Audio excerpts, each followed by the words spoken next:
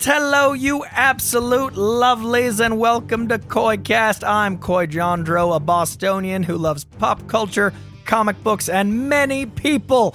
I am joined, as always, by the great Jake Lloyd Bacon, who puts the cast in KoiCast. We hope you're doing well. This is the first time in maybe KoiCast history, at least the first time in post-strike history, that Jake has seen both major releases in theaters on this pop culture show. Rude. So usually I get a bird at the top, but I had the mic. So this time we're going to be talking about both July releases that I think Jake enjoyed quite a bit. This is going to be a fun journey. We always give Jake a little bit of guff because it seems he is contrarian, but only juxtaposed to my sheer optimistic might. He actually likes a lot of things too. But today I think we're both going to be in celebratory mode. I'm a happy How boy. are you? I'm doing all right. I'm excited. We have a big chat today. Those listening in the pod feed, you guys are going to be getting a two-parter over the next couple weeks. But those joining us live are going to be getting a super mega episode because we are doing Superman, Fantastic Four. We're doing a huge summer giveaway. Spoilers, or not spoilers, a tease. Yeah. Tease. And then we're doing our Only for Jake and Koi lifetime letterbox stats. That's our show. So we've got a huge day ahead of us here, and I'm saying that up front because I'm trying to guilt trip the people listening in the pod feed. To stick around. No. To join the live. To get in the Patreon. You don't know what you're missing. Because what you don't realize is that this already happened, people listening. You living in You could have watched this on the 4th. Yeah. And with that said, we are joined by a bunch of folks joining us. Thanks to everybody joining us in the super exclusive patron-only live stream. There's just a litany of the names, fantastic the regulars. Yeah. Shout out to everybody joining us. Yeah, we've got a big suspects. day. We've got a big day in store. They're all giving you shit because we are like an hour late. Just an hour. It's a reasonable amount of time. Well, and what the pivot was the giveaway was a new idea. And when a new idea is thrust upon me, I had to go through, I just moved and have things that I was like, oh, that'd be nice to give someone. So that took about 20 minutes. And then that threw my drive time by those 20 minutes. And then my mom called, and it's hard to get off the phone with a mom. Geez, Louise, it would have been live, and this I is couldn't all have Mom's answered. fault? Mom was the straw on the camel's back. Hi, Mom. I love you.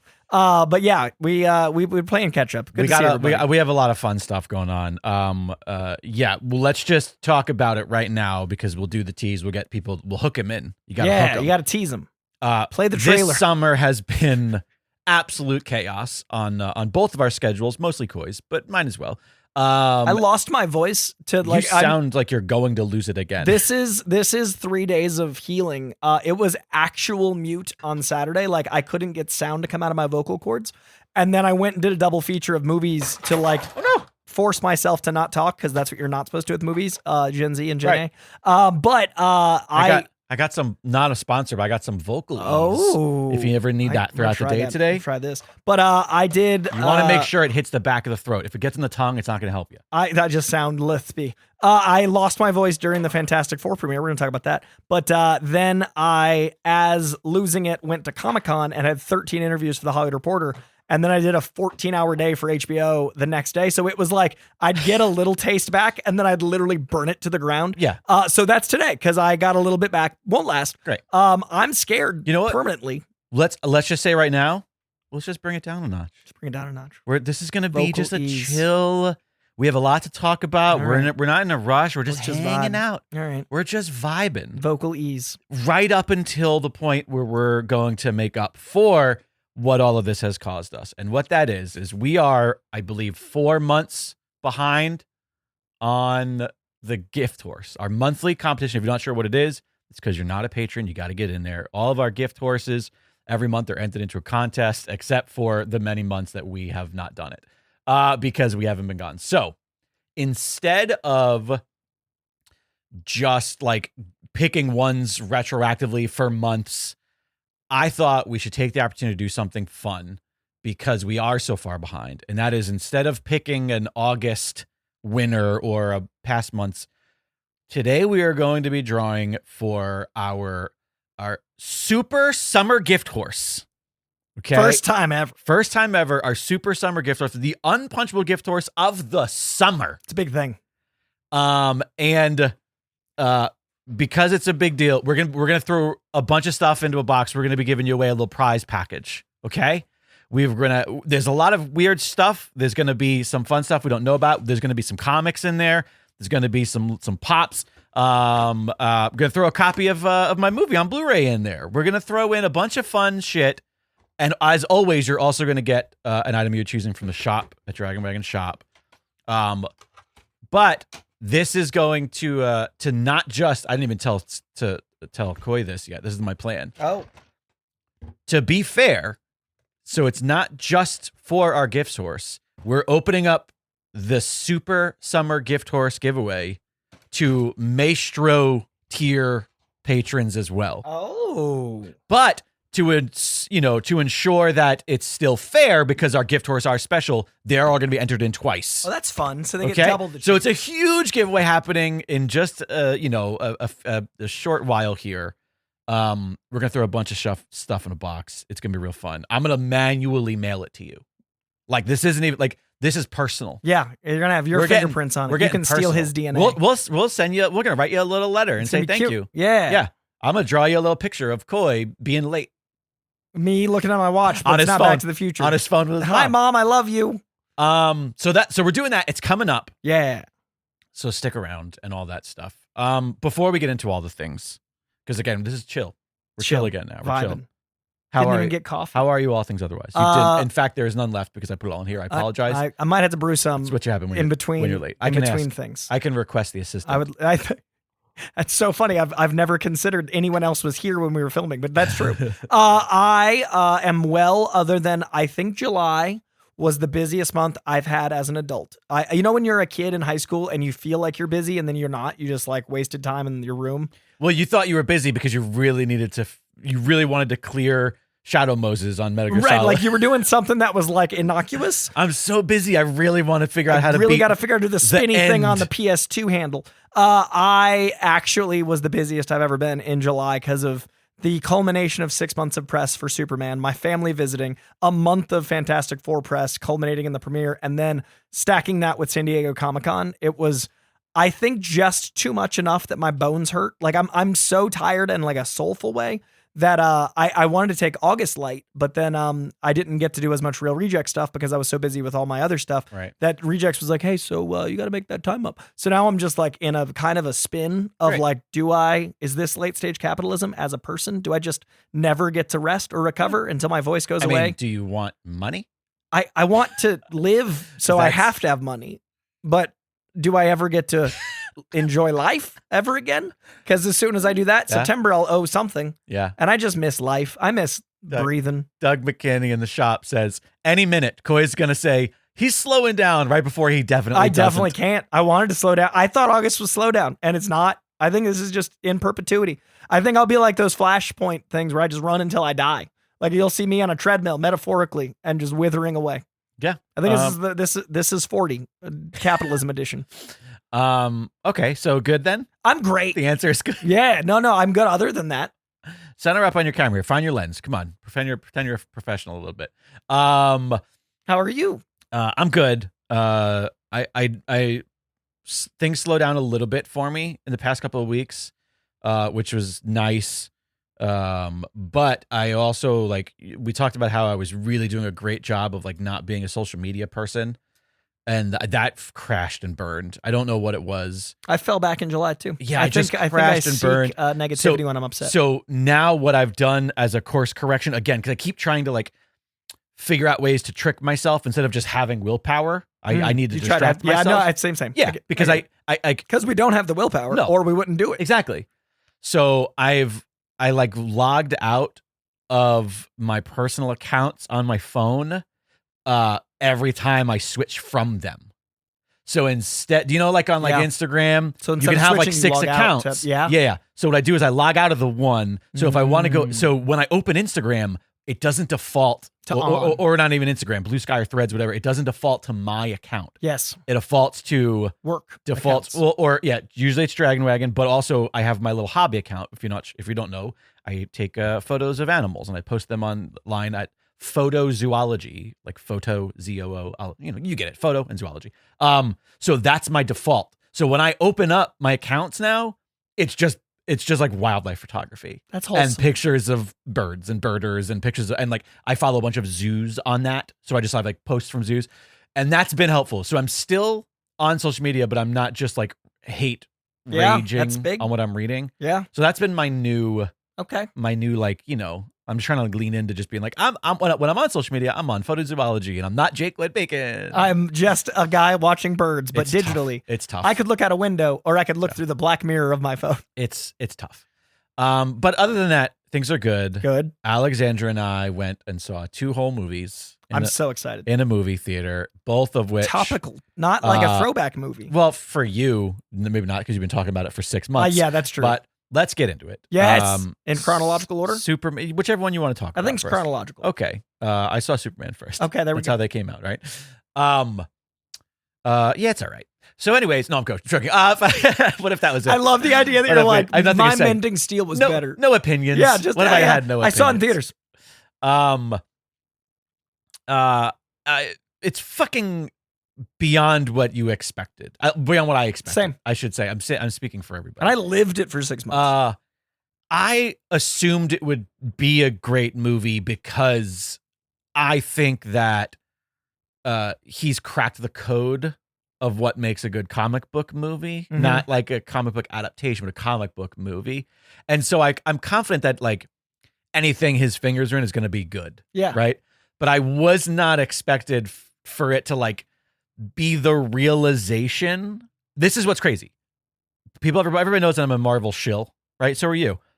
We're make my Marvel. I was until Phase 5. Well, I truly think we would not have superhero movies if it wasn't for Jon Favreau and Kevin Feige. I stand by that. Right? Yeah, like, they ran so this could sprint. Yes.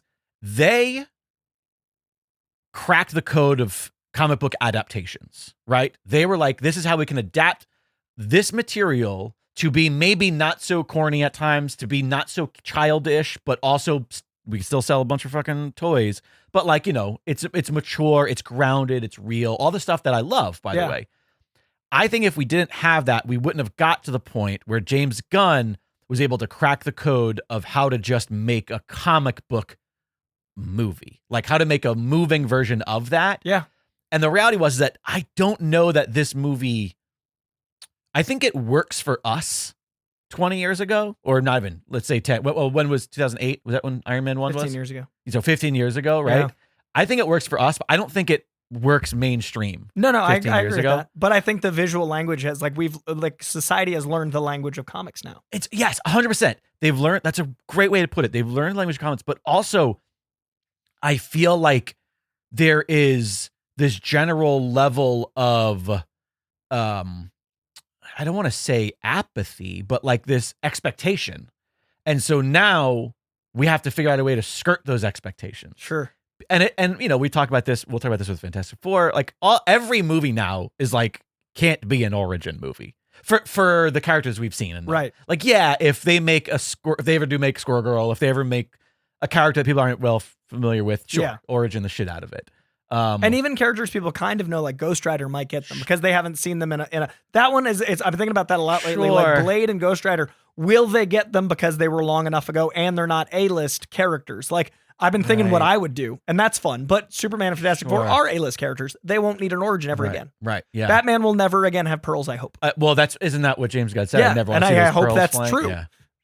I think the fact that we have a Spider-Man origin in 3 films that is culminating in a brand new day is more exciting. Right. Like we never had an origin for that Spider-Man, but he got an origin 3rd film. Sure, right. Like that's cool to me because that gives us excitement. But that is also, I think you put it perfectly. That is also comic language. Yes. Which society has figured out. One of my favorite things about the 1-2 punch of Superman and Fantastic Four is that we no longer have to like baby food the universe to people. Yeah. Which I think like we did, and by the way, it was good. They did a very good job of doing that for all of even like the first Thor, I think is great at that. Like all of these different Marvel movies, more so than the previous DC ones, with the exception of like the Nolan Batmans. But again, those are like super serious. We have to adapt this thing to be mainstream gritty action movie. The things that are comic booky are all very much like, okay, do you guys get it? Yeah. Wait, we're going to move on now. Yeah. But I got to really make sure you get it before we move on.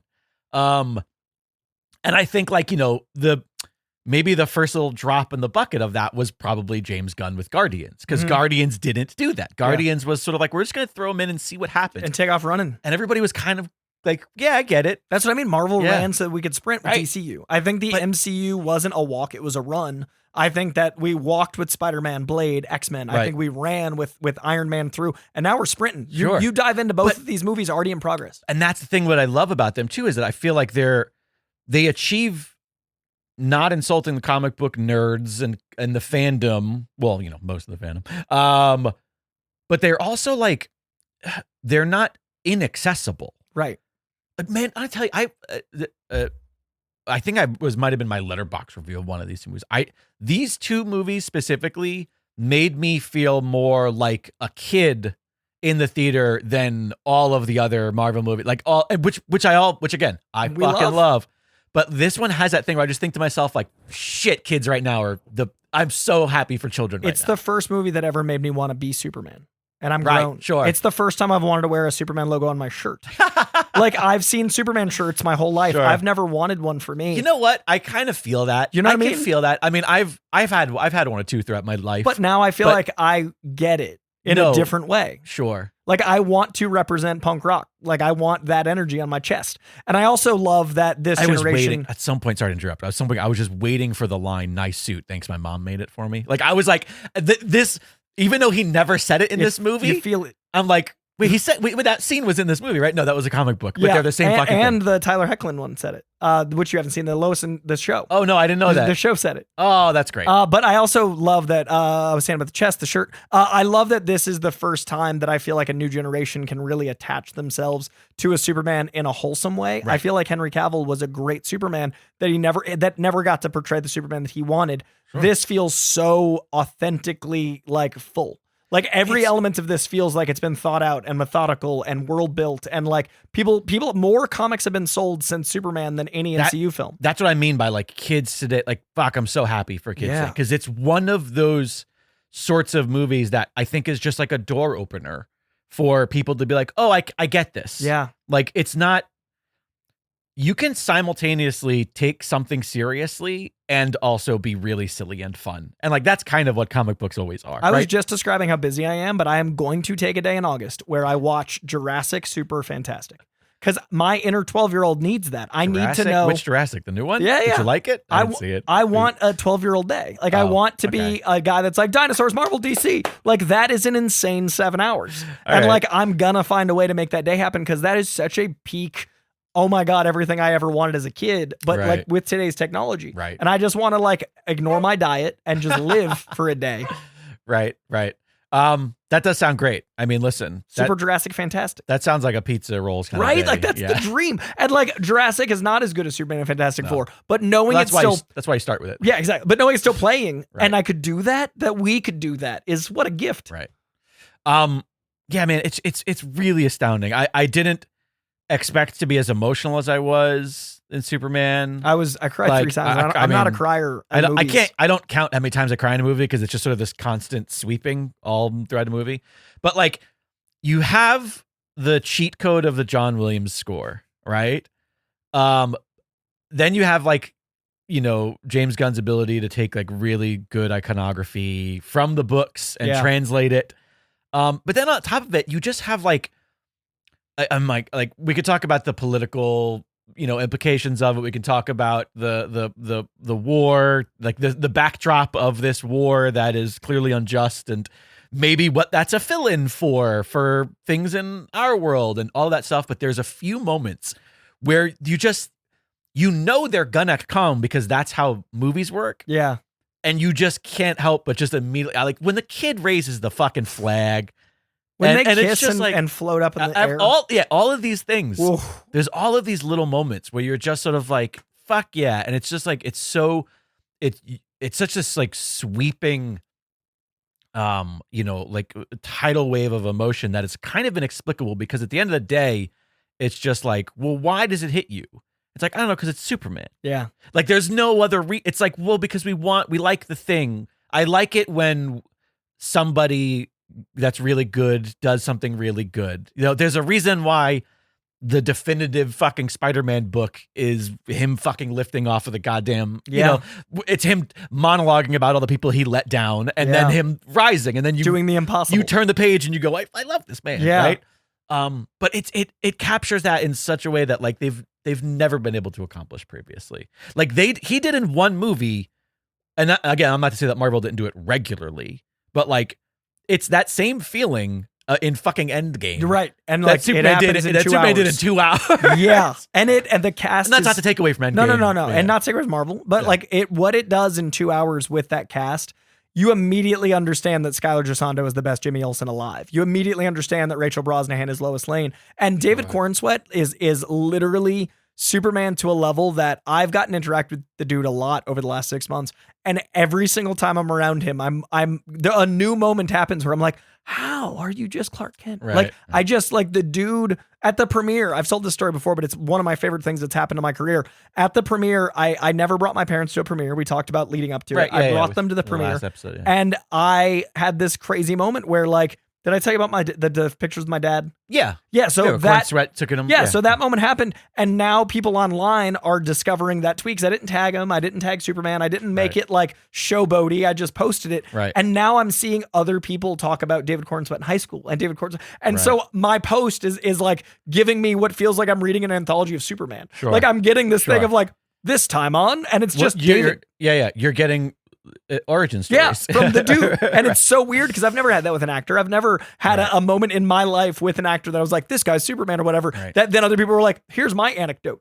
And it's so special of a movie. And it's just so fun too. Like it's really fun. I can't wait to watch that shit. That is like I want to watch that a lot. That is like that is a like it's a day one buy. That's a 4K Blu-ray. Yeah. Like just like for feel good. But it's also one of those things where I feel like every time there's so much shit packed I've seen in it there. 3 times. Yeah, that's a lot of times. There's and I have so a fourth much planned with there's this trio. so much stuff packed into it. Yeah.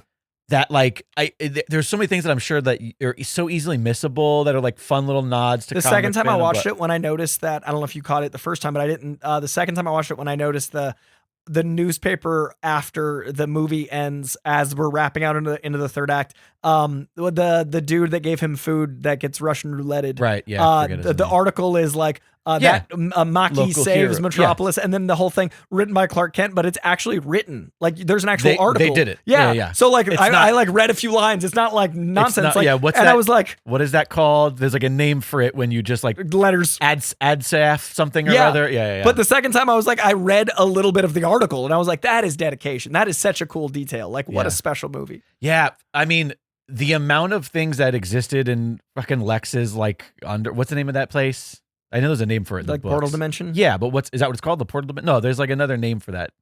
No? I could have sworn there's a name for that in the DC universe, like that space that he had, his prison and his, you know. But my knowledge. There's so many things that are in there. Yeah. That are just like no explanation. Just here, you're in this universe. Yeah. It's going. What's the name of his creation? The dude that was driving the thing? I forget. Like Mr. Beautiful, Mr. Handsome. I think it's Handsome. Mr. Handsome. Yeah. Like, there's just this creature. There's just this like fucking Doctor Who villain. And there is dude. Backstory. You want to know it? Oh, I know what it is. Okay. Yeah, I know that character. Didn't he create him? Isn't that like Luthor, his... that's his first clone. Yeah. And like he loves when he was that a teenager. Yeah. So he like calls him Mr. Handsome. But yeah, that's what I'm talking about. We don't need to have that. There's no explanation. Yeah. All of the other characters are exceptional. Like all those little like nods. Eddie, man. Eddie great. Stole the movie for me, dude. Eddie Gathegi is just so perfect. I don't know that anybody stole it. It's not every a stealable, scene of him. It's not a stealable movie. It's a 4.5 star film for me. Like it is so special. I don't think I can give anything less than 5 because it's just got that movie magic. But yeah, I mean, it's. Were there any other little like nuancy things that really like? I know that you're probably sick of talking about it, but I'm curious because I don't watch your social media. No, I don't blame you. I don't know what you've said. Yeah, you'll know. Are there like little nuancy things that were surprising to you that really piqued your interest? I thought the use of Jimmy Olsen to an 11 with womanizing was a great stand-in for him later having like a super crazy adventures. Like the tone they captured with him and women kind of feels like him turning into a turtle. They made a golden age choice in our world. Right. And I think that is the best setup I've ever seen for what's going to turn into wackiest adventures. Like, thank you. Sorry to interrupt. Thank you, Doai. Pocket Dimension. That's what it was called. I knew there was a name there for is it. Totally. Yeah. The broad strokes Pocket Dimension is such a great universal tool to set up. But I really loved that like 20 minutes into the movie, I was like, they're going to turn this dude into a turtle and I'm going to buy it. Right. And it's all because of good writing. Right. I really, really enjoyed that they really contextualized the Daily Planet as his other family. And I feel like that's going to set up the Justice League really well. I love that Clark Kent gets a family and Montague get a family. Sure, yeah. They're doing such good like exponential world building that I feel like the second movie can be just as dense, and it's going to leapfrog us into whatever they need it to. Right. Like, and Eddie's backstory, like you feel the pain of his loss without ever hearing it. There's no mention. No. And I love that Mr. Terrific is the most like cool, laid back, not a single note out of place. And he's literally too cool for this movie. Yeah. And he's so terrific. And I love that you can play that character huge or Eddie Gaither. Gosh, also, man, Gosh is a great example. How much David is able to say 1950s slang and have it feel not out of place. But the post-credit scene is so genius.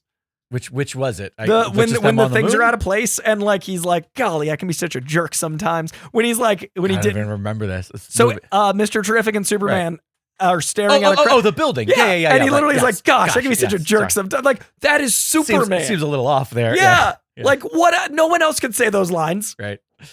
Man, it's just great. It is. Listen, we talked about this with DC EU stuff, with the Snyderverse, whatever you want to call it. How like, even if Wonder Woman wasn't, which I don't think is, but people like it was like knocked it out of the park. Like you have this massive problem of the Foundation being very weak sauce and Man of Steel and like not like you've lost me logistically. You've lost like I don't buy your universe. The tone start was tricky. Yeah. Whereas like this, it's just sort of like I'm fascinated to see where they go with this, how they connect, and the fact that Peacemaker's next. Yeah, the fact Peacemaker's that it's a hard R follow up, and then back to because we're also getting the Lantern Corps. What's the name of the Lantern show? Lanterns. Just Lanterns. So Peacemaker comes out in August. Right. 3 weeks. And then Supergirl comes out in June. Right. I think it's Q1 or Q2. I don't know when Lanterns is out, but I know it's before Supergirl. Right. So we've got a R-rated show, a drama, and then Supergirl, and we get Clayface next year. Yeah. Yeah, man. It's real. We're in a good spot. It's a real interesting, fun little world. And Clayface is DCU. I trust him. So I'm wondering if we're getting the first Batman as an antagonist. Oh, do we think Bat's going to be in that movie? I mean, it's Clayface. I wonder if that's going to be the end, right? Like how exciting would it be? Oh, I see what you mean. That, yeah. Like, do we meet our Batman? Let me tell you though, isn't that what James Gunn has said consistently, is that I do not want to run into the problem that Marvel had where our post-credits tease ruined our ability to tell a good movie. Stay in the movie. Yeah, exactly. I love that Superman's post-credit scenes were both Superman. Right, sure. Like nothing felt like you were giving me. Yeah, I mean, and they didn't really have. I mean, they were fun. At least the Moon thing didn't. They were like pre-2000 post-credit scenes. Like it was the shawarma scene. Yeah, exactly. Right, you're experiencing a movie. You're not experiencing a trailer for another thing. Right. And it's still set up a whole damn universe. Yeah. Shit, man, there's so many little things. Crypto is fucking so fun to watch. Also, I never realized how much Bookstore is Crypto. Jesus Christ. Because he's just 100%. He's just energy. Like, my dog is just all energy. He just barks, he runs. I took a video. Not malicious, just chaos. No, the thing is that he has a lot of emotions. He doesn't know what to do with those emotions. So he likes to run. He also mouths everything. So it's like, it doesn't matter what the item is. He goes, I'm going to go put my mouth on that. And I'm going to go bite it. And I'm going to put it. And it's just, he's such Crypto. I never realized it until we came back from the movie. And literally when we came back from the movie that night, the other thing about Bookstore is that he, because he has like a lot of anxiety and he's really anxious, he doesn't like being on the ground.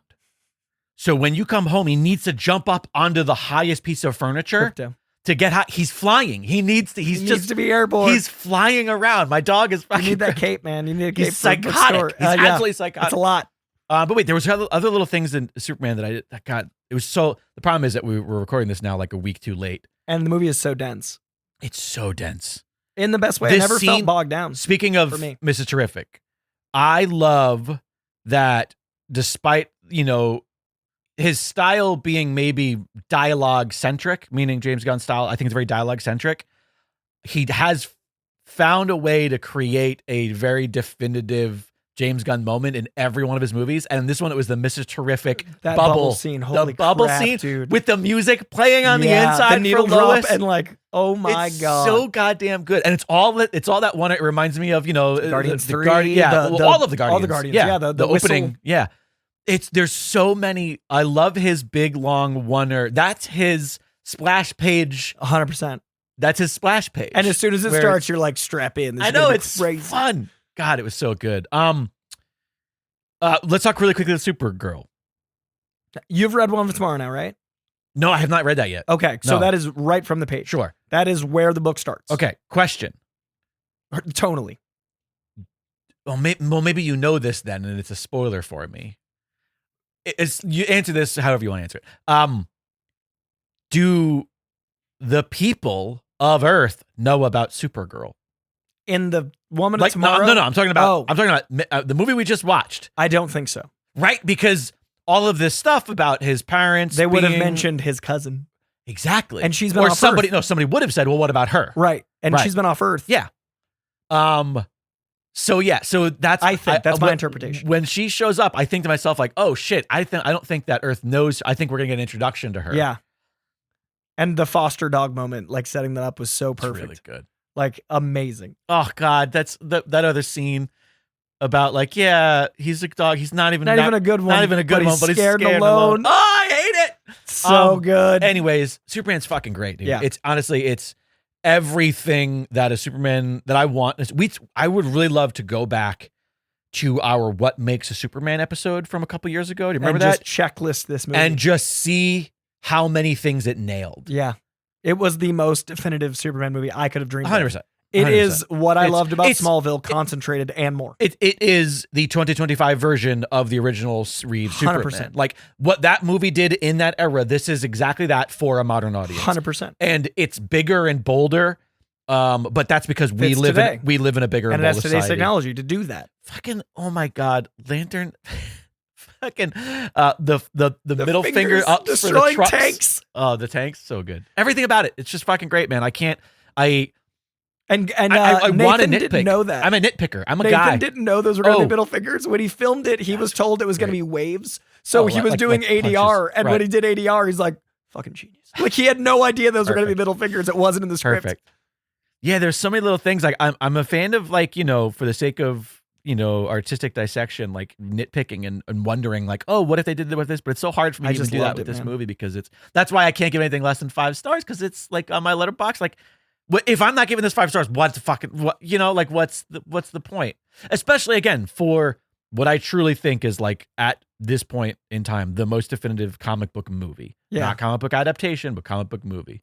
I can make an argument for Teenage Mutant Ninja Turtles being the best adaptation 12 Days from Sunday. Sure. But like when it Comic comes book movie.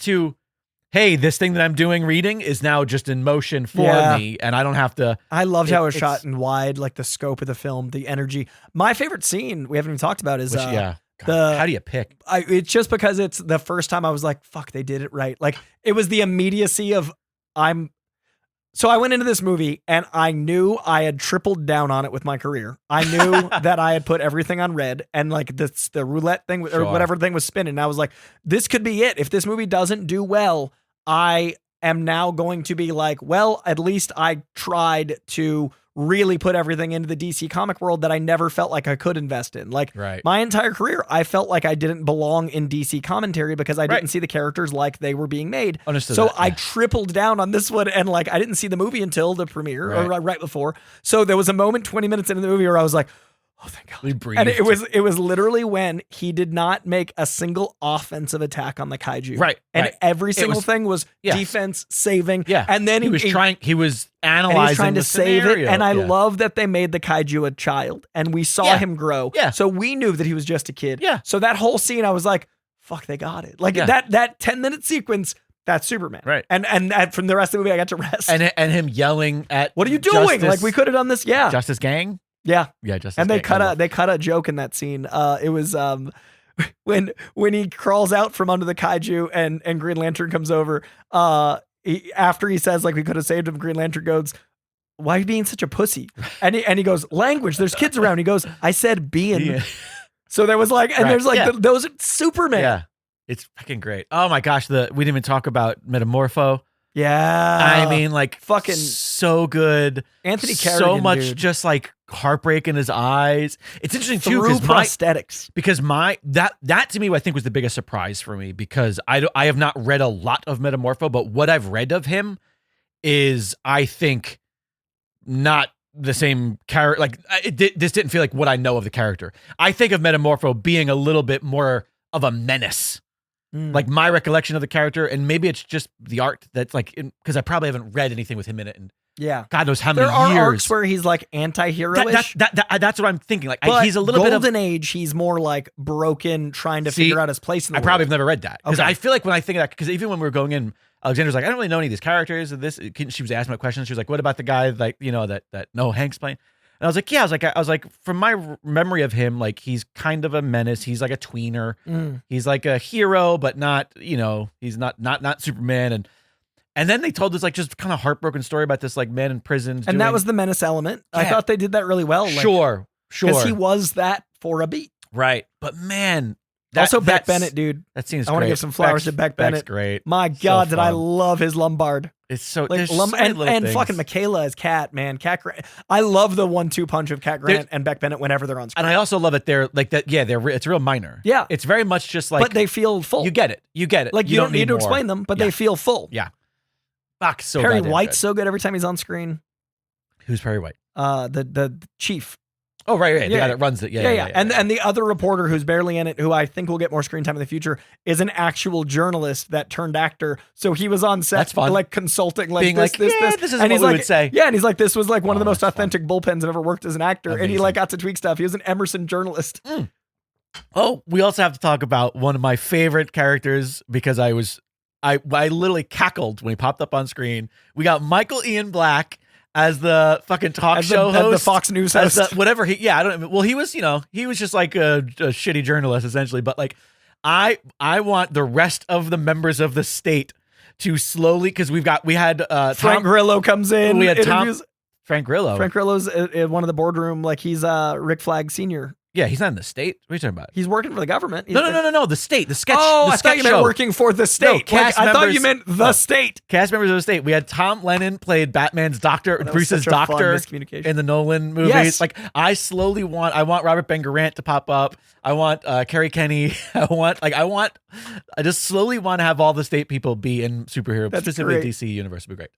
It's a great movie. We've already gone for so long, but we could. I could do this. We got another movie. I could do this forever with Superman.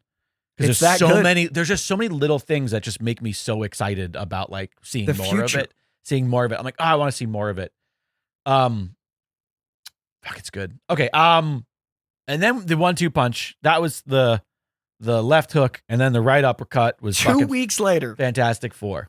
I will say, slight problem here in that. Oh, by the way, great Superman theater experience, because we talked about how I have terrible experiences. I was going to ask after both, but we also saw it because it was the only one that had seats. We saw it in like is it the Dolby Theater?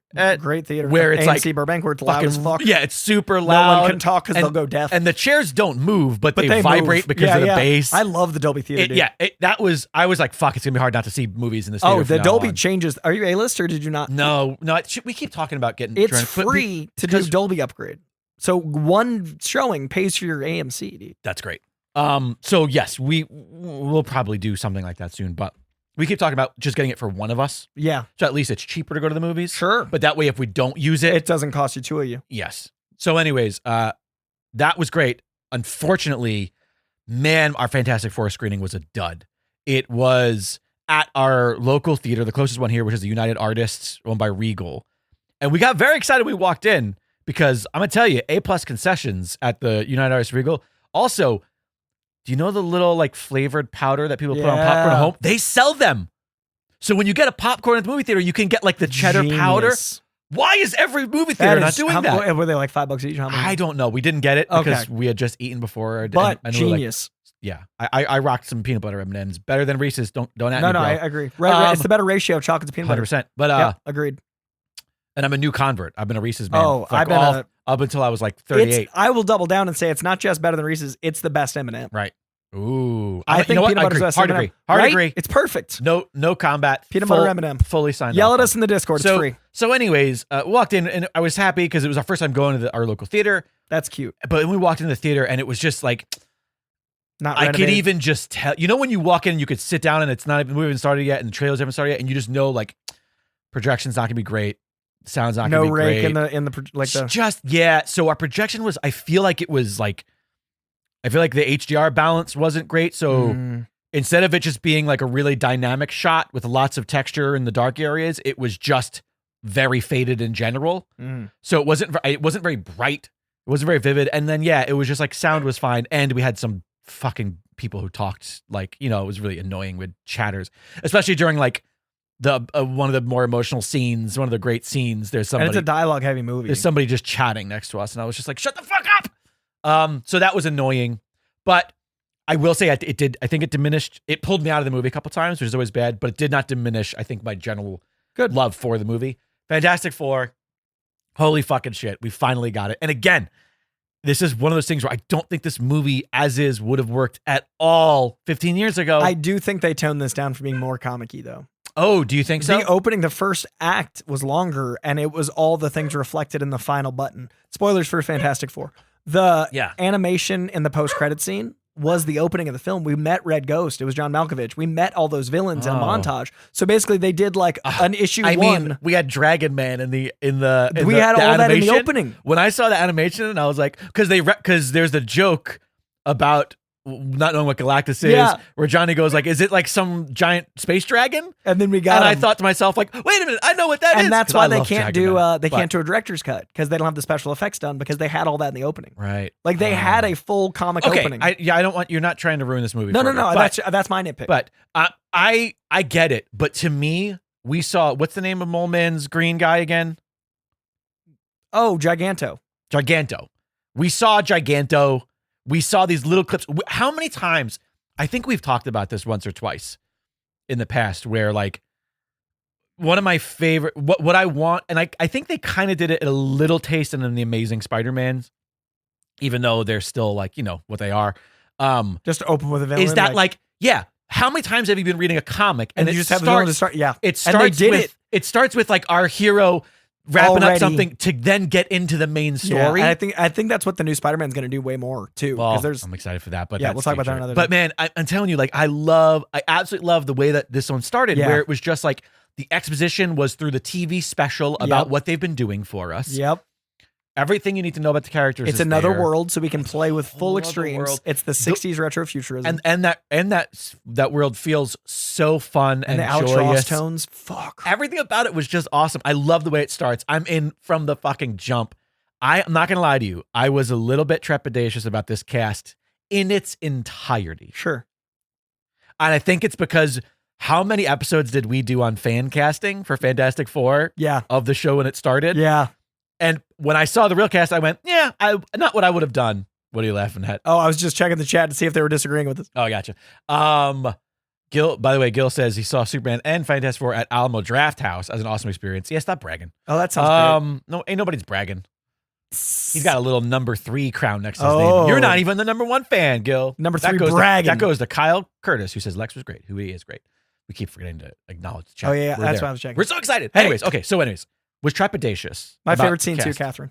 I really feel like, in those first, 20 minutes to 15 minutes already, I was just like, oh, the cast is great. I was just like a relief. I have the same problems with the cast I did before. Oh, still? Okay. Yeah. See, for me, I couldn't get out of my head John Leguizamo's thing.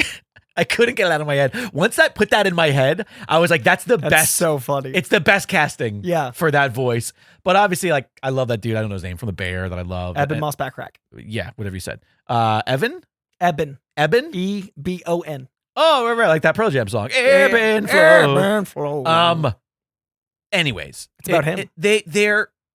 They're so good at like embodying everything you need to know about the characters. Except Johnny. Moments. So you still have a problem with Johnny. I still have no problems with Johnny. I actually am less excited for Doomsday than I was before because of Johnny. I'm less excited for Doomsday. Oh my God. By the way, this conversation is going to have to continue on our Patreon-only pod, because we also watched Thunderbolts. Oh, finally. And I have a lot of, these are kind of two conversations that kind of coincide with each other, because I think that I'm less excited for Doomsday because of how much I loved these two movies. Yeah. and how I don't want them to be meshed together in any way, shape, or form. See, my thing is Johnny is so unique of a character when he's written right and played right that now I know that I don't see that as Johnny. I thought it was a great Johnny and Reed for this movie. I thought it was for this story good. I agree. But I think in the greater MCU, they're so neutered from the comic versions that I feel like it's going to be not as exciting to see them interact. Like I have less interest in seeing this Johnny interact with Spider-Man, and I've wanted that my whole life. I think, okay, here's my Chris Evans and Andrew Garfield, I want to see. Here's my argument against that. Is that is who Johnny would be in that character at this point in time.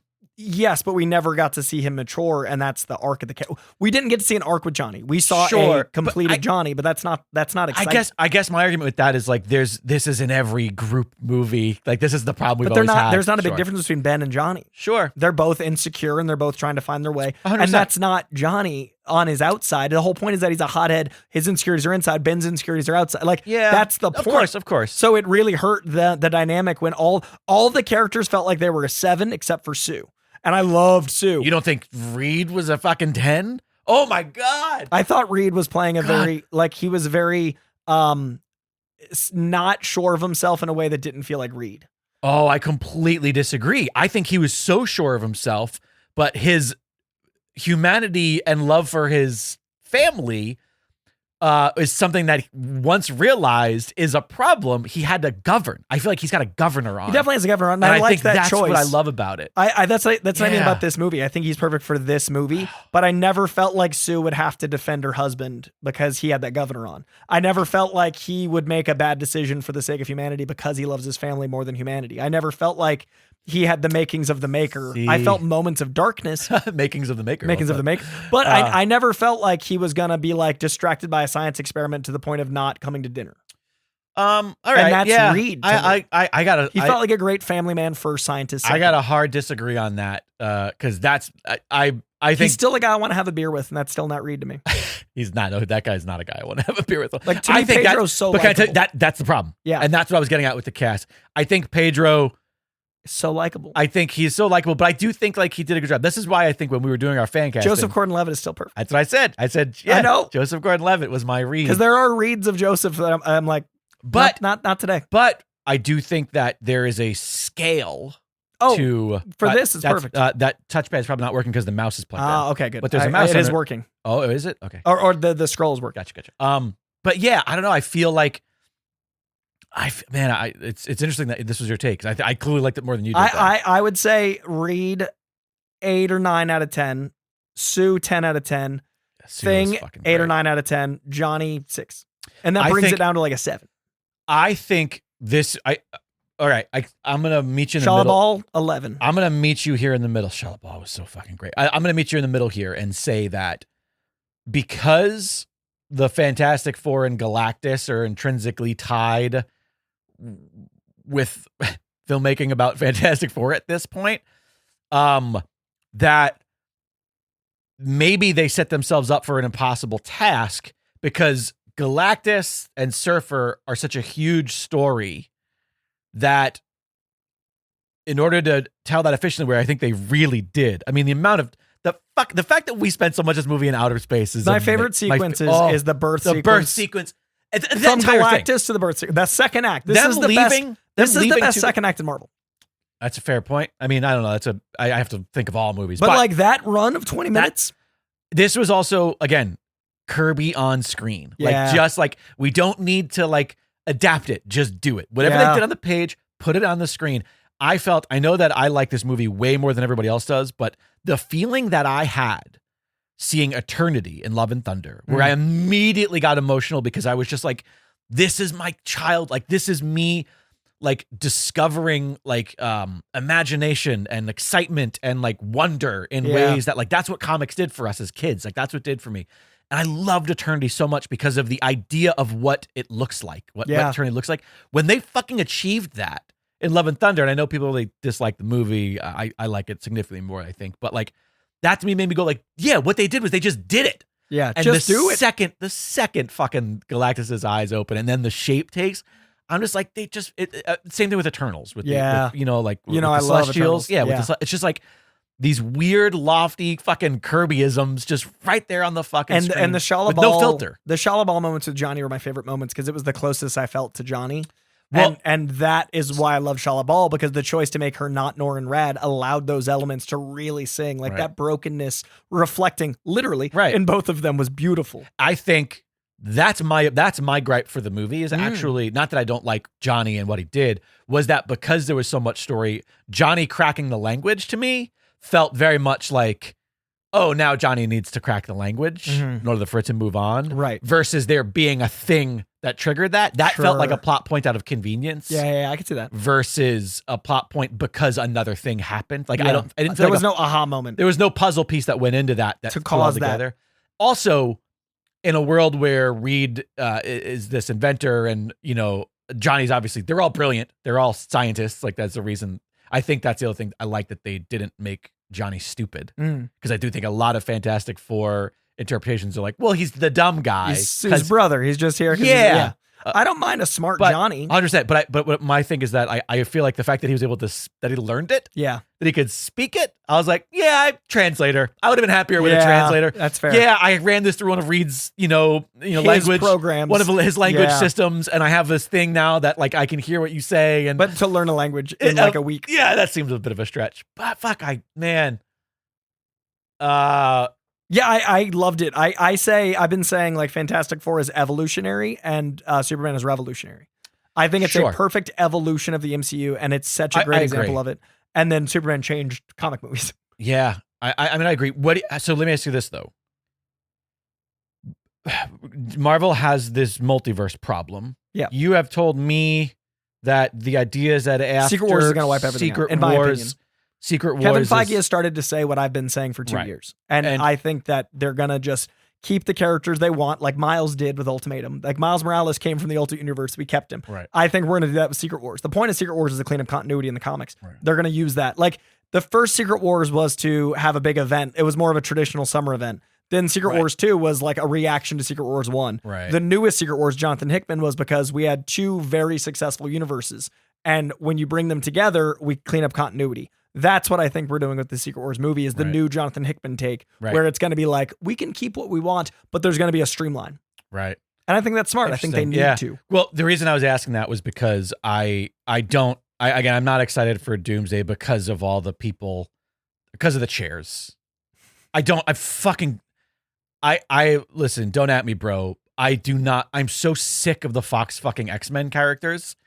And I really thought Deadpool was going to be the end of that. Yeah, I think it was originally meant to be. And the fact that they're bringing all these people who I don't want to, like, it's just, we're hanging on to a thing that we're delaying me being excited about a new thing. I think the X-Men were supposed to come before Secret Wars, and then things started falling apart with Kang, and that delayed X-Men. So now they're like, let's take the X-Men from Fox out of Deadpool.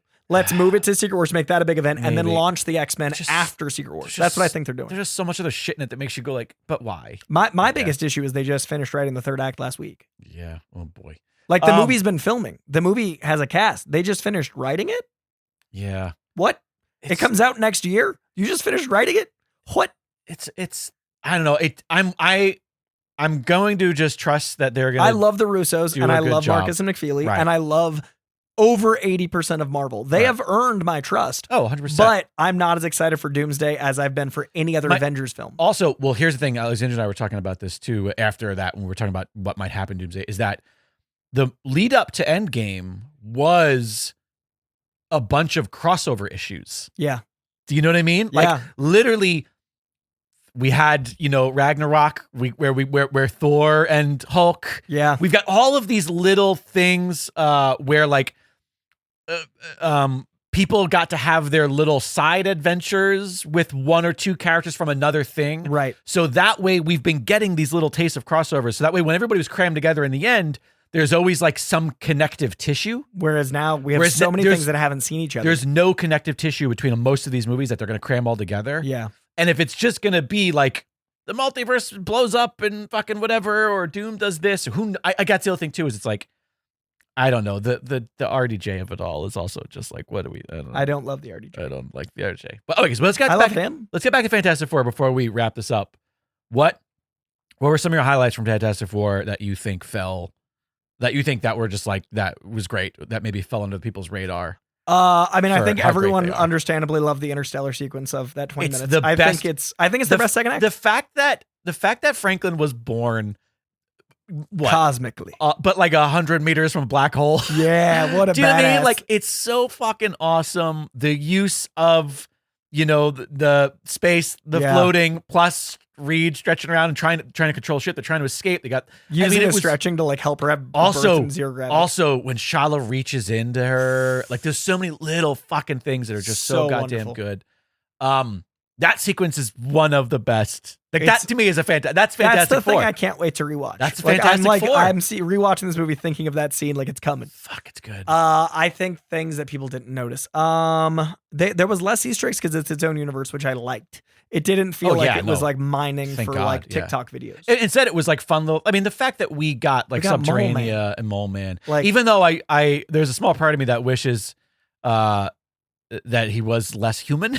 Yeah, because it was just Paul Walter Hauser vibing. But the glasses are great. Yeah, But they are. and it was fun. And I love Paul. I love it. It's fun. I love that he only gets along with Sue. Yeah. Oh, And- Paul showed up at the. Did I tell you about this Fantastic Four premiere? No. He showed up at the Fantastic Four premiere with his wrestling belt and walked the carpet in a tuxedo with just his wrestling belt. that's And I was so like, what a Paul Walter Hauser move. I love that dude. But man, yeah, that whole sequence is fucking great. Then when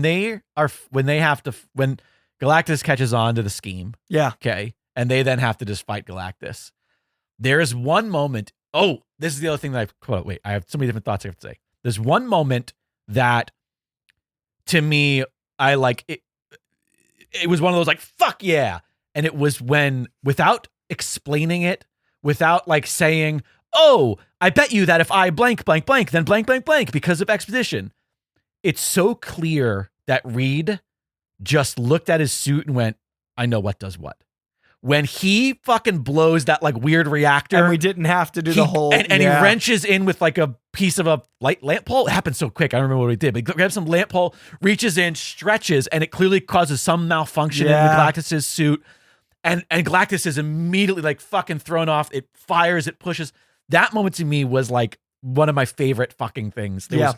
There were so many amazing things about that fight, which were very much like, here's Fantastic Four all using their powers together. Yeah. But can I tell you what made it so unique? And I didn't realize it until the fight was over and I was just in the moment excited about it. No fucking comms. Yeah. They didn't spend the entire fight talking to each other. They actually just which were a team. every single That's a good other superhero movie we have Yeah. is... where are you at? Hey, I need this over here. Oh, I'm on your left. I'm here. I'm that. Because they all They're have family. magic comms. Yeah. Also, I think part of it is like, maybe it's the fun throwback to the technology where it's like, yeah, obviously they're super technological. They've got a flying car. By the way, fantastic car. I want Awesome. that fucking thing. It was so cool. I will drive the shit out of that thing. Cool. But yeah, we have all this fun technology, but it's like, that's just a thing that they're not doing. Also, their suits aren't made for military. Right. It's nothing. It wasn't, they didn't seem like soldiers. Right. For the first thing. They 'cause all the seemed like Avengers do. superheroes. They seemed like Superman. Yeah. He's just a guy in fucking tights. Back to back those two movies. Yeah. I think. No, I was just going to say, like, the lack of comms and the lack of them talking through those fights Yeah. created what I thought was a lot more of a mesmerizing fight It sequence. felt more immersive. Yeah, a lot more like immersive. you're not thinking of the world, you're thinking of this wonder. And you're also just not listening to people quit. Right. Which I think Fantastic Four does well, but doesn't need to be all the time. No. Two moments that I think need some love. To answer your earlier question, the visual of Sue making her belly invisible so you can see the baby. Oh, is what a dick move. One of the most powerful images in my mind. I mean, like, baby's fine. I never even thought about that. Like, it didn't even cross my mind I until love she that did image it. so much. And I was like, genius. I wanted to give that some flowers. Also, Sue's line that I will not sacrifice my baby for the world, but I will not sacrifice the world for my baby is one of the best superhero lines I've seen in a movie in years. Like, Yeah. that was just like, that was a mic drop of that Sue Storm. And that to me is one of those moments that's like Superman. Yeah. Just saying people were going to die. Right. Like, and it's just, the dog is alone Yeah. and sad. yeah, 100%. Like, that line was incredible. that whole fucking scene outside. Yeah. Oh my was just God. great. Yeah. I loved Sue. And Vanessa Kirby is She perfect. crushed it. Yeah. She's Oh, it's so good. So yeah, we're in a spoil of riches right now at the theater. Kyle Curtis in the chat says one of his favorite moments was when Galactus stretches Reed. Yeah, That was so brutal. that I'm very frustrated. That was one of the images that I saw on social media that I wish I had it before the movie. Yeah. Because I just saw it and I was like, fuck, I wish I didn't see that. Unsee. I was so angry. Remember Johnny burned through the tubes in the first encounter. I do remember that. Yeah, man, it's just fucking great. Doai says, I'm not especially excited for Doomsday, mostly just curious how they pull off Downey Doom. Yeah, that's the problem is I'm curious, not excited. Yeah. But I hope I'm proven wrong. I keep saying that. Like, I hope that when I've seen it, I'm like, oh, yay, I was wrong for a few months. Not bummed. Yeah, man, it was fucking great. Another thing that I can't wait to have that shit on 4K Blu-ray and watch. Yeah, both of these are must-buys immediately. Do you think because of the reset, because this is also one of those things where it's like, we're doing the thing. Galactus and Surfer. That's the thing. Yeah. We can't do it again in fucking 5 years, 4 years. Oh, Fantastic Four's come out every 10 years. Right. 95, 2005, 2015, but I guess 2025. my question here is like, is at some point they go like, well, we've got Norrin still. I think you do Silver Surfer in our universe with Norrin. And I think you what let him be story different. is Silver Surfer that's not the Galactus story? Yeah, that's fair. And is it an instance where Galactus is the good? Because sometimes right, Galactus they make him is a little more benevolent. Or not benevolent, but just like a tortured villain who can be used for good or whatever. Like I think you go Nihilus. I think you pivot. That's what I'm thinking. The cosmic rod with the fucking bug. Yeah. Man, it's fucking great. Or Doom, maybe. I don't know. But yeah, I had a great time. I'm glad you did as well. That is going to do it for our back-to-back. All right. You want to give away some cool stuff? All right. We definitely are long overdue for this. So once again, if you don't know what the hell we're doing here, we are box of my stuff and Jake's stuff. We're going to go ahead and make up for all of our wrongdoings. It is time to name our official Super Summer Unpunchable Gift Horse. Our Unpunchable Gift Horse of the summer. Lots of different branding going on here. And again, I have put not just all of our Gift Horse tiered patrons, but our Maestro patrons as well. That's right. There is one little caveat here that I did not think about. Oh.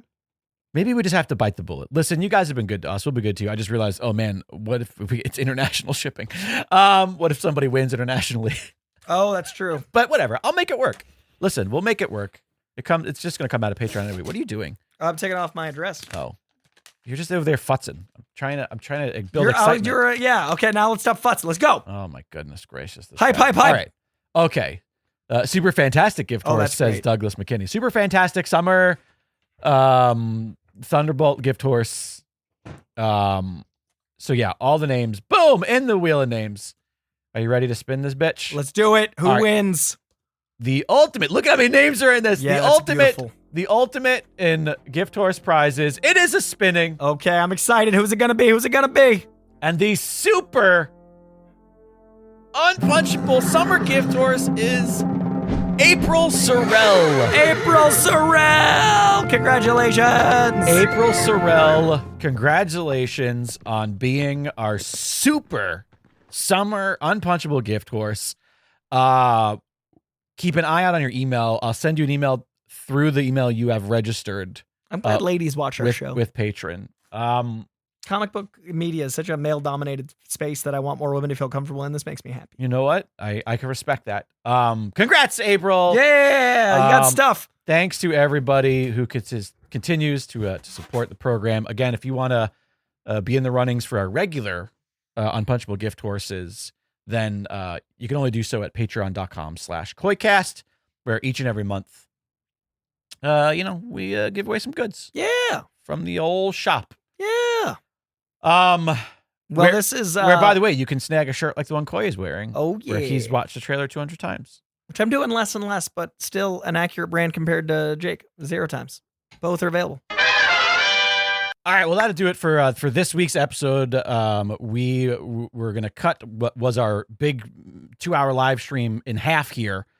And in 2 weeks, in the next episode, we're gonna come back for our Letterboxd Lifetime Statapalooza.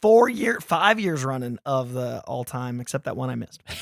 But 5 years running of the Letterboxdapalooza. 5-ish years. Yeah, that's crazy. That's a lot of stats. Thanks everybody who joined us for the live stream. Once again, the only way to get access to that is by heading over to the Patreon, patreon.com/KoiCast. Do all the stuff. Go to koicast.com. It's your one-stop shop. There you can get links to all the socials. You can get links to our Discord, which is completely free. And of course the Patreon as well. The shop. Hey, snag yourself some sweet ass merch in the shop. And do all the things. Koi, anything else? Yeah, koicast.com is all the things, but also social media if you guys want to talk about fun stuff. He's at Jake Lloyd Bacon as much as he can not resist the urge. And I'm at Koi Jandro sometimes. But we really appreciate you guys jumping to the Discord. It's a very happy, healthy community, and the internet can be sometimes. So hunt us down there. But most of all, just thanks for listening.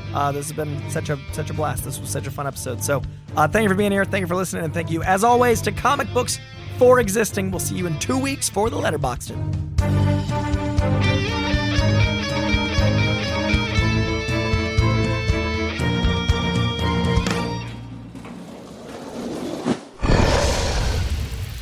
It's Dragon Wagon.